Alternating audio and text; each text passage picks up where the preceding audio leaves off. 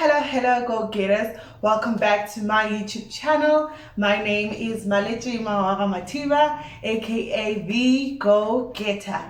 Today I'm bringing a book review, quite an interesting book. Nothing I've actually reviewed before, but I think quite important as well. So without any further ado, because I'm going to spill all the tea, without any further ado, let me show you the book that I'll be reviewing. Drum roll! So the book is Dr. T's book, A Guide to Sexual Health and Pleasure. This is a book by Dr. Tlaleng Mofokeng, who holds a degree in medicine. It's called MBCH B, right? Almost forgot the B. But yeah. So it's a medical degree, as we all know, and it takes 7 years to get. So these people are like smart, okay? So she is in the medical space, and the interesting part is she's written a book on sexual health, of which I think it's a very important aspect, because one way or another, as we grow, we get engaged in sexual activities, and it's very important to empower ourselves with information, and not just information, but the right type of information, because there are a lot of informations, there's a lot of beliefs when it comes to sex, so we need to know the facts and separate them from what people have as their superstitions and their own beliefs, right? The reason I picked this book is because I think we're not having enough conversations when it comes to sex as a whole, from pleasure to health. We're not having enough conversations, especially as Black women. We're not having enough conversations. This has also affected the rates of pregnancy in the country. I feel that a lot of young people are falling pregnant because of the lack of information. And also there's a lot of sexual diseases that we should know about, as a basis of being engaged in sexual activities. So without any further ado, and I'm saying that for the second time, but hey, there's so much I want to tell you guys. This book has literally been so cool, so informative, with a little bit of information in these. Let's get into the structure of the book. The book is separated into 3 different sections, which the first one focuses on sexual health, the second one focuses on sexual pleasure, and the third one talks about sexual rights. When we get into sexual health, she goes deep into, the psychology of sex, facts, what science says. Literally, she's got pictures of the vagina and the penis, and she insists that we actually say it's a vagina and it's a penis, not like, oh, kikuku, oh, it's dick. No, she says, say it like it is and teach kids how to say it like that, so they know and they can actually talk about any sexual offenses that they come across, right? She gets into sexual health, she talks about medical conditions, and she talks about pregnancy as well when it comes to sexual health, right? Now let me get into what I picked up, what I learned from the book, and what I'd like for us to talk about as well. I guess I'll be sharing a little bit about myself, no judgment there, okay? We all have our books, we all have our files, but I think it's important to discuss these things so that our younger people, they have information. We also have information. I learned so much from the book that has empowered me as an individual, and especially as a woman. And more importantly, in a country where also sexual violence is so high, you find people who are being raped by their partners. Some people are not even aware of the fact that they are sexually offending or stuff like that. So there's a lot to be, discussed, a lot to be learned when it comes to sex, sexual health, and sexual pleasure. So let's get into a bit about this book. So the first thing she discusses is literally the vagina. You have it there, pasted from the vulva, everything you need to know. And she tackles things that we actually are experiencing. For example, the fact that the vagina, there's no particular size, there's no particular, they differ. Each one's vagina is different. The sizes are different. So don't be offended. Now you're trying to be like vaginal tightening and doing all these different things to enhance your vagina. Your vagina is unique, so don't be going out there and feeling offended. And because it's such a hidden place, sometimes it might feel like, oh my God, I hear all these stories about all these girls who be fly. What about me? Things like vaginal steaming. She discusses about the fact that is not scientifically proven to make your vagina cleaner, because the vagina cleans itself. As a woman, one of the things that you've learned, and I've learned over time, is the fact that you don't even have to use soap when you wash your vagina. Those are the things that are discussed here. Factual things to be like, okay, this is not a flower. It's not meant to smell like a flower. I remember I went to visit my gynae and he was like, girl, no, it's perfect the way it is. You don't need to be going out there trying to make it look like some, no, it's a vagina. It does what it does. It cleans itself. It functions on its own. Actually, it gets irritated by a lot of the things that we use. Simply water, and just keep it basic when it comes to the vagina. Vaginal steaming is discussed, and also different parts of our vagina. So the interesting fact that I've found out is the fact that the clitoris, which is called the clit in the streets, honey, the clit is the only body function that is meant for sexual pleasure, honey. And that was just good to know that, what? God thought these women deserve to feel nice. These women deserve to have pleasure. So I'm gonna give them a clitoris so that when things, when things need to happen, they'll be feeling good, honey. They'll be feeling good. So I really loved that. And she just brings in so much more information. Ingrown hairs that a lot of people are concerned about, to be like, that's normal, that's a scientific thing. So ingrown hair causes sores on like the surface, not down there, like on the surface of your vagina, to be like, that's a normal thing. And she gives us different ways of actually how to treat that. You can exfoliate. Who would have thought? You can exfoliate it, you can moisturize, all of that good. Okay, so that was very interesting to learn. And then secondly, she puts the penis out there. Listen, I learned a lot myself, in terms of like circumcision and puberty, how men transform, and like the fact that it has so many things. I'm like, this is also another full-on like body part that there's so much to, especially as a woman, because I don't have one, so I don't know how it works unless I observe or talk with the male party or partner. That's the only time that I actually learn, okay, this is how it works. Okay, this is the size, this is how it changes. When this happens, this is how it is, So it was such an interesting part to learn. And she also gets into impregnating and how, this whole withdrawal thing, when some people don't want to use protection. I'll say both men and women, because the things we be hearing, guys. So talking about withdrawal, the fact that 1 in 5 women actually fall pregnant, even if somebody's like, I'm going to withdraw during sex, right? So remember, this is a sexual book, so a lot of sexual conversations are going to be heard. Get comfortable, okay? Get comfortable.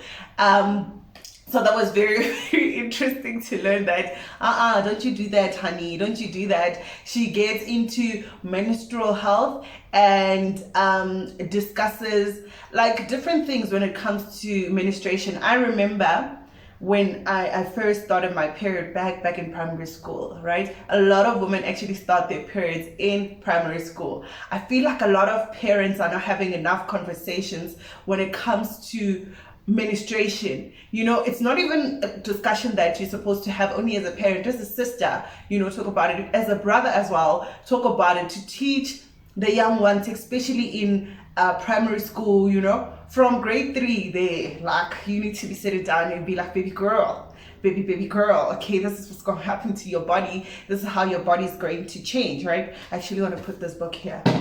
Just makes me feel cool. Yeah, like that. Yes. So having that conversation to be like, this is how your body's going to change. This is how like, this is what you're supposed to do. First things first, like, get them pads, you know, buy them pads so they always have pads and they know what to do.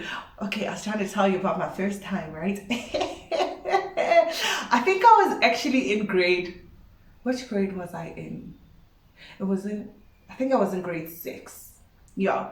So I stayed in hostel for 6 years. And it was one of the best hostels at the Marken Primary School. Shout out. So with me, I actually just noticed, you know, some few black cloths, and I'm like, oh my gosh. So because we were not allowed to go out of the hostel, I asked Mamolo Fares. Yeah, now she's probably Coco Faresa. She'll kill somebody if you call her wrong.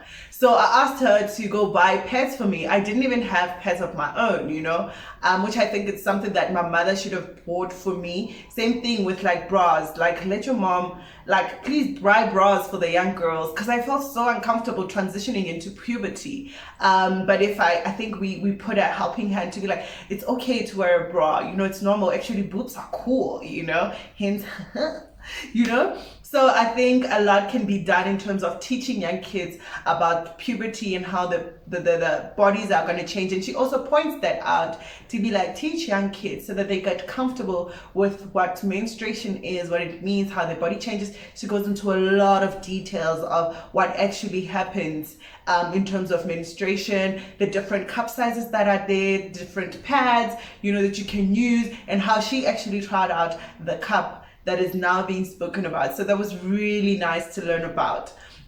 So moving on, she spoke about termination of pregnancy. So before I even get to that, there's a whole chapter on pregnancy, like from the beginning stages up until the end. Like, it was a very interesting part. Okay, I'm not there yet, okay? I can't afford to have kids right now. I have no money.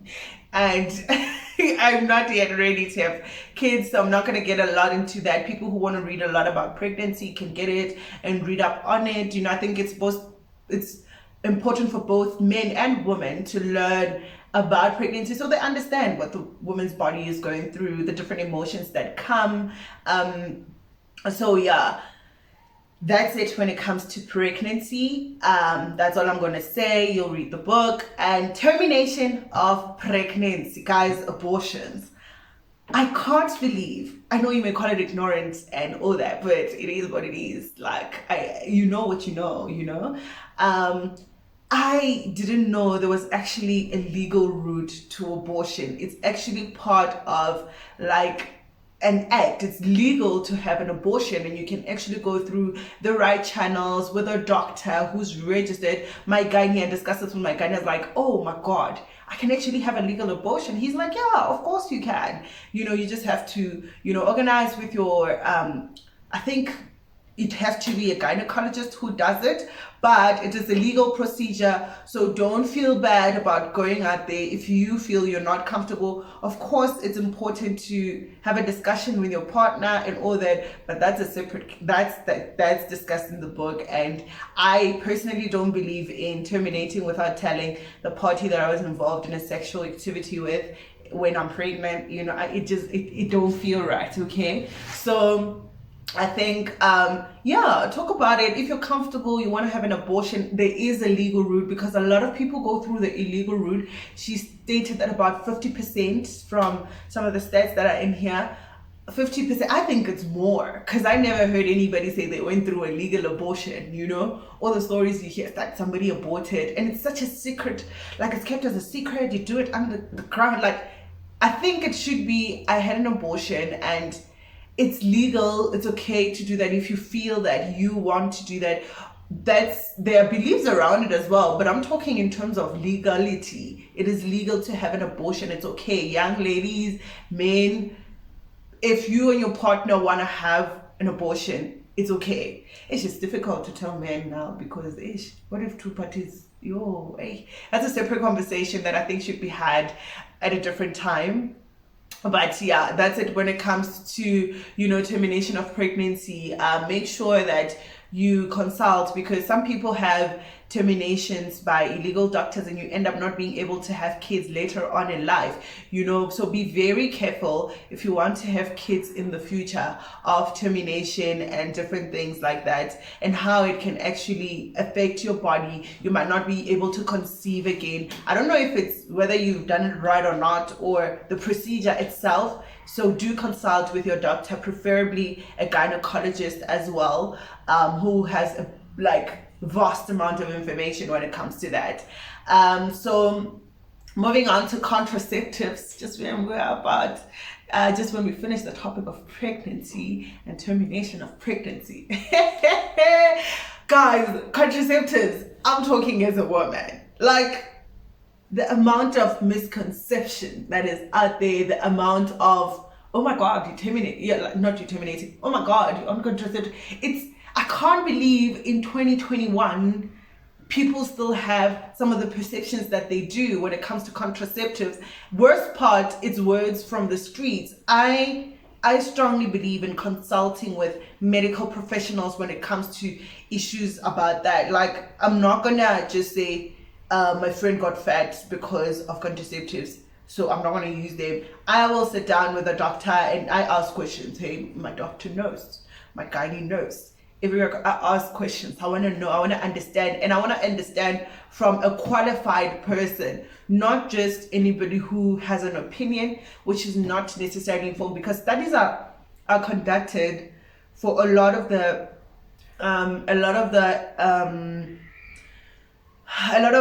issues that relate to, our bodies. There's a lot of research. So a lot of these things are actually research, like steaming. They come there with facts and they come there having done their research. So you can't just take anything from the streets, right? So let's talk about contraceptives. South Africa has very high rates of teenage pregnancy. We need to talk about these things. I actually think I'm going to have more topics, bringing more people to talk about things like pregnancy, especially teenage pregnancy, and even as an older person. I'm personally 25 at the moment, and it's still so hard to navigate when I want to have babies, and contraceptives, where they fit into that to prevent having a baby because I'm a sexually active individual. So contraceptives are out there. She goes into the different types of contraceptives. There's literally about 13 different types of contraceptives that work differently, and I think this should be normalized. Using contraceptives is okay. If you are not planning on having a baby, you are sexually active, it's okay to use contraceptives, from condoms to the pills and the patches and what is that one that prevents for 3 years? It's quite costly, but hey, it is what it is. The loop. Actually, I think a whole video on contraceptives can be done to just explore what they are. Hopefully I can sit with a medical professional. Hey, gynaes are expensive, guys. So I don't know if my gynae would agree, because gynaes are expensive. Guys can't just ask somebody to sit with you when you're not paying them anything.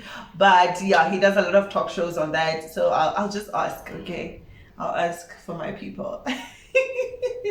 So yeah, and it's so funny how a lot of people don't want to get pregnant, but they do not use contraceptives. She states that, one of the stats says that about 218 million women who are in developing countries don't want to have a child. However, they are not taking any contraceptives. This can be from condoms to, the different types that are there.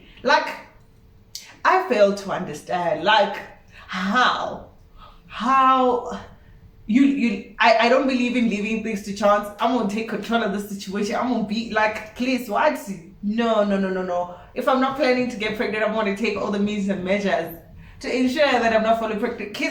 Kids are expensive. Kids need care. Kids need you to be there. There's a whole lot. I'm just me personally, I'd rather take contraceptives. And this misconception that you will gain weight, you'll be this. No, it doesn't really apply to everybody. I've personally used them for so many years and I haven't gained to that extent. It's because the reason I gain weight mostly is because the girl eats, okay, unhealthy diet and all that. Although it does have an impact on your body and how, you know, it adjusts to different like different stages of life, and it can affect your weight, of course. Because I talked to my biokineticist and he's like, your body doesn't really respond a lot sometimes to workouts and all that if you're on contraceptives. However, the situation is not the same for everybody. I'm not ignoring the fact that it can affect you, and you can gain weight, but you know, find different ones. Talk to your guys, talk to professionals, guys. Don't just, you know, and rather say I tried, it didn't work for me, than to just not use. And it does affect your hormones as well, I know that for sure. But hey guys, when I did the calculations of having a baby, it's more than $1 million. I ain't got $1 million over my lifetime right now. I'm trying to build myself properly, you know, so that when we get there, you know, our bundles of joy can be bundles of joy indeed. You know what I mean? So yes, that's contraceptives. Let's feel free. Talk to your brothers and sisters. Let's have conversations about these things when it comes to contraceptives. Talk to your doctor, talk to your friends, talk to people who are using it. I consulted with like my older family members, from my aunts to my mother to my sisters to our sisters-in-law. I asked, and it's normal. It's okay to use contraceptives. Don't feel bad. Control the number of kids you have. If like I fail to see how, like, imagine not using contraceptives, like, and you're like what if you fall pregnant every year? You're gonna have 20 kids. Guys, how do you actually stop this thing? Like, I can't. I'm gonna be. I'd rather be on contraceptives. Like, I'm not leaving it to chance, honey. Yeah. So moving on, she talks about sex and different diseases, you know, from cancer to diabetes, how that affects you, STIs. She goes into deep details about the different STIs. So I didn't do life science in high school, guys. So it was very interesting for me to learn that there are some STIs that can actually prevent you from falling pregnant. I was like, oh my God, what? So you're just gonna have sex once with Matumi and you could literally not be able to have kids because you've had unprotected sex. So hey, that was very interesting to learn. It was very like, oh my God, girls should be more safe, honey. You should make sure, baby, that you're always good, honey. All right. So taking tests with your partner, if you decided not to use condoms and stuff like that, that's some of the advices that, you know, are out there. And using protection as well, this should be normalized. I'll get into that. She speaks about that as well, you know, condoms, consent and stuff like that. So yeah, different STIs. I think I'm actually going to talk about this now. I remember watching Meg G's podcast and chill. I'm a chiller, of course.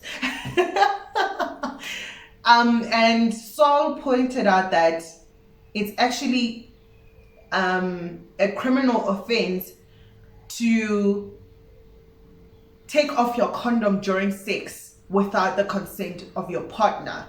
It's actually a criminal offense. So when it comes to STIs, I know this can happen to some people, that you agree to using a condom and along the way somebody's like, hey baby, I don't feel you, hey what I think it would be better. Like, stop it. It's an actually criminal offense. Don't do that. Don't ask that. Don't do it. Don't ask that question during sex. If somebody say, can you please use a condom? Use a fucking condom.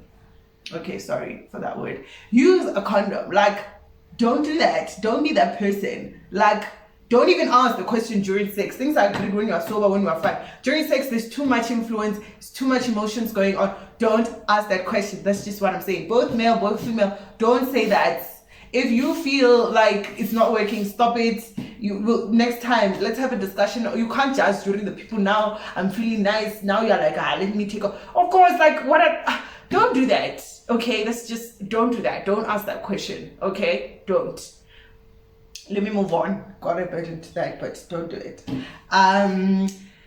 She talks about sex for women, how women don't actually talk about sex, and especially Black women, there isn't a lot of information relating to sexual pleasure for women. Usually sex is seen as like in the public, like it's more for men are more free with it. You know, when you are having sex as a woman, especially with multiple partners, you're seen as like, you know, the B word, you're seen as the S word, you know. So but for men, that's cool. We enjoy a game, you know, which is actually not cool. Because I mean, who are they having sex with after all? So can't we both be labeled the same if we're both engaging in these things to equal extents? You know, so to be like, when it comes to sexual health, honey, it is okay, baby, if you want to have sex the way you have to feel sexy. Be present and take charge of your sexual engagement. It's okay if when you wanna, you know, dip it into. Some people get bored with the same partners. Some people get bored doing the same things. Like, don't know what you must to feel your sexual pleasure, but know, you know, the different rights, know how to be protected, and take all those different things into account. So, be informed. And she's actually normalizing, you know, this whole thing of being sexually and be okay with that. Own it, love it, do you, boo, do you, okay? Just because you're a woman, that don't mean you must stop, that don't mean you must slow down. Do you the way you think it should be cool, all right? The way you want to engage in sexuality, because at the end of the day, this is your body. You do what you want to do. Like, don't let society box you, right? She then talks about consent. Hey. I'm reading a book, I'm gonna review it pretty soon, which talks about women telling their stories. It's actually a bit far, so I would get it from you. I'll get it for you, but it's a bit far. And how, guys, consent is a huge thing, because a lot of people do not consent to having sex. Like, and that's how rape cases happen, you know. And just because you're my boyfriend, you're not entitled to having sex with me. I remember having a conversation with this guy on WhatsApp on like, yeah, women back in the day knew their responsibilities. If a man wants to have sex, he can go ahead and have sex with you even if you don't feel like it, because that's your duty as a wife. Hey, I'm hot. I was shook. I wasn't having it, because I was just like, that's not, I don't believe things should work like that. I want you to be in the mood with me. I want you to enjoy it with me as well. You know what I'm saying? Like, it's not your duty to have sex with me. It's not a duty. Yeah, no, it was a big thing. That's how rape happens, guys. Like, at least if you're gonna do that, talk to your partner and let them be okay with the fact that even if they're not feeling well, you guys can have sex. Let them be okay with that. You can't just say, when you are married, they gave you your marriage terms and conditions and how it should go, the older people, and now like you must just have sex with somebody even if you don't want to. Talk about it with your partner. I don't believe in that. I will not do that. Like, I'm not gonna do that. Like, no, if I'm not feeling like it and I don't want to, I'm not gonna take the fact that, oh, it's my duty and I should do it. Like, no, it's a no from me. So talk about it. Consent is very important. I also think for the one night stands, if you're gonna engage in one night stand, consent to it. You know, you don't want the next day you have a rape case. You know what I'm saying? Ask somebody, do you want to do this with me, baby? Can I? You know, like, ask those questions. Don't just assume. You know, a most bizarre thing also happened when I was reading this other book, and it's how when a guy comes to your place or you go to his place, that's implied that you want to have sex with them. Like, what the hell? I was like, no, hold up right there. I must consent. Ask me. If you as a woman also want to have sex with somebody, ask. You must ask. You can't just hear. Like, what? Oh my God. Look, if you go around having sex, I'm not judging. That's what you do. And as long as if you're fine with it and the people that you're having sex with are fine with it, cool. But can we engage and make sure that the people are fine with it, you know? And how having dinner with somebody doesn't mean you must have sex with them. The fact that somebody helped you out, you don't owe them sex. You sent nudes, or you were flirting with them, or their boyfriend or girlfriend, like, sex is a different case. You're entering somebody's body, they're entering into your body, they're sharing themselves with you. If anal sex is light for you, fine, good and well, but that doesn't mean it's the same for everybody else. So make sure that you get sexual consent. I cannot stress this enough. In fact, this is one of the most important of the whole book that I learned. Like, ask, baby, do you want to do this with me? I think also for a new relationship, I don't think you must ask for every sexual, activity with your partner if you're like, but like, also have that thing where it's open for you to say, I don't feel like it, I'm not okay today, or I don't want to today. Let there be a safe space to say, not today. And especially for the first time, I feel like a lot of people are struggling when they're getting into new relationships, especially women. Most women or some women are not ready to have sex. But by virtue of the fact that they are in relationships, they assume that you must have sex with that person. That's not the case. You must be ready, you must be comfortable, and please ask. And if you're not comfortable, speak out and say, I'm not comfortable in having sex with you as yet. Be okay with that, stand with that, and it's okay. You don't owe anybody sex. You are not forced to have sex because you are in a relationship. Discuss it with the first time. I believe it's very important. Especially in a new relationship, it's very important to have a conversation and know that the person is fine with having sex. Don't push things. Ooh, people like to push, guys. It's almost like anywhere where some of the guys can get sex, they'll do anything and say anything in the world. So if you are not comfortable, especially my young girls, especially like people in new relationships, speak out. Say, no, I'm not ready to have sex with you. I'm not comfortable with it. I don't want to. It's okay. If that person leaves, they were meant to leave. Sex isn't supposed to make a person stay with you, okay? Unless you're friends with benefits. But like, it shouldn't be. And this is not a donation, guys. Sex is not a donation. As in pure fail and to no. Like, take your time. If you want to have sex with somebody, you do. If you don't, you don't. If you don't believe in having sex before marriage, that's your value. You hold that. If somebody wants to have discussions, be okay with it. Like, take charge of your sexual being. Your voice matters. What you want matters. And don't just be quiet about it or let people just, now you're in a relationship with me, if you're not gonna have sex with me, I'm gonna leave. Like, bye boo, okay? Like, no, guys, this thing, that's where the rape cases, I feel like there's so many unreported rape cases as well, where things are just implied. Like, you can't imply when it comes to sex. Like, it's a big thing for some people. Like, you can't just imply, she likes me, I like her, well, we're talking for 2 weeks, now it means when I see her, it's a bam. No. That must come to a stop. If you're gonna take down the statistics of rape in this country, it starts there. Men, please, man, don't push everywhere. Let somebody be comfortable and ready to have sex with you. Don't do that. Don't do that thing of trying to persuade, trying to cross. But if somebody said they're not comfortable, they're not. Just tell them, let me know when you're comfortable. I would love to have sex with you, but I feel like you're not ready at this point in time, and it's fine. If you're not fine as well, say you're not fine. Leave. If it's not gonna work, it's okay, guys, to end a relationship because you guys are not on the same basis, right?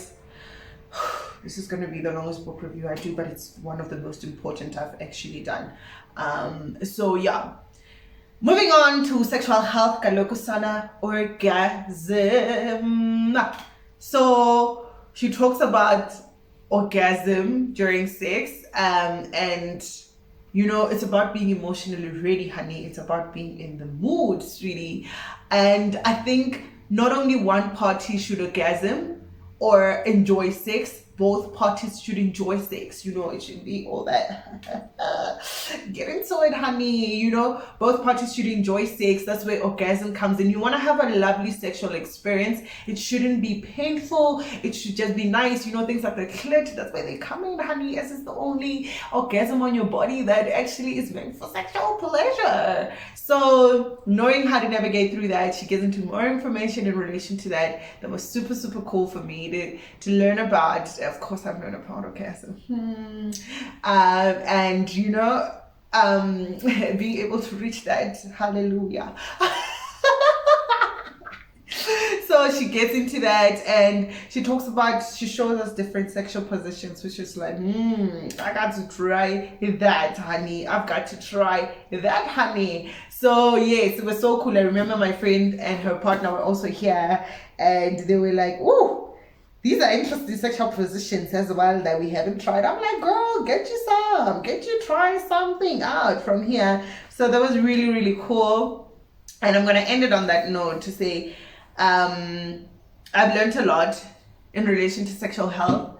I've enhanced my understanding of sexual pleasure as well, things that I can do, things that I can try out, you know, and learned a lot about the rights relating to sex and sexual engagements. So it's a really good book to read, and really informative. I think a lot of professionals don't write books. If you're in the medical space, let's write books to inform the average person. You know, like some of us, we didn't do life science, we just want to read books like this and learn, you know, without having to go into some of the words they use. Guys, I'm just like, why?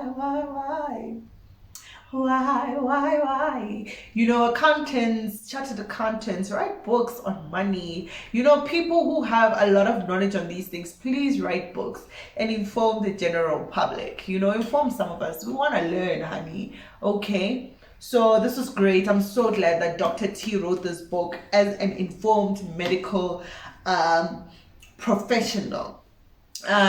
What I loved everything about the book. It was so informative, and I feel like different phases of my life, I can also just come back. Like when I'm pregnant, if I fall pregnant, if I decide I want to have babies, I can come back and read on the pregnancy stage, STIs, you know, things like that. If I feel like, hey, something is weird, let me read up on it. I can always come here in relation to my body parts and know what they're all about.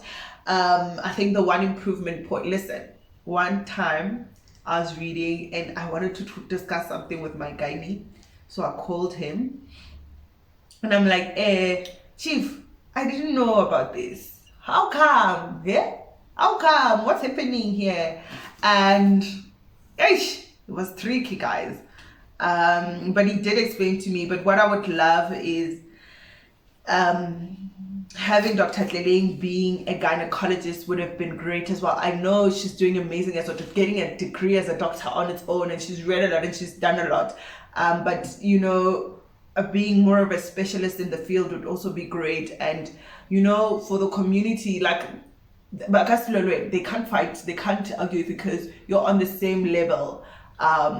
So it would be great to have her be a gynae as well, you know, just on the qualification level in terms of the sexual health, sexual relations. Okay, gynecologist is more for females, I think. Yeah, but it would have just been great and cooler. But she's doing amazing. I love that she's having open discussions and she's going on different platforms and making this information available for different people in different spaces. I salute you. I thank you. And I love the work that you're doing. Continue to do it. I'm going to be subscribing to a couple of podcasts that she shares to learn more. Let's openly have conversations about sex with our friends, with our partners, you know, if you can, and your parents are open with your parents as well.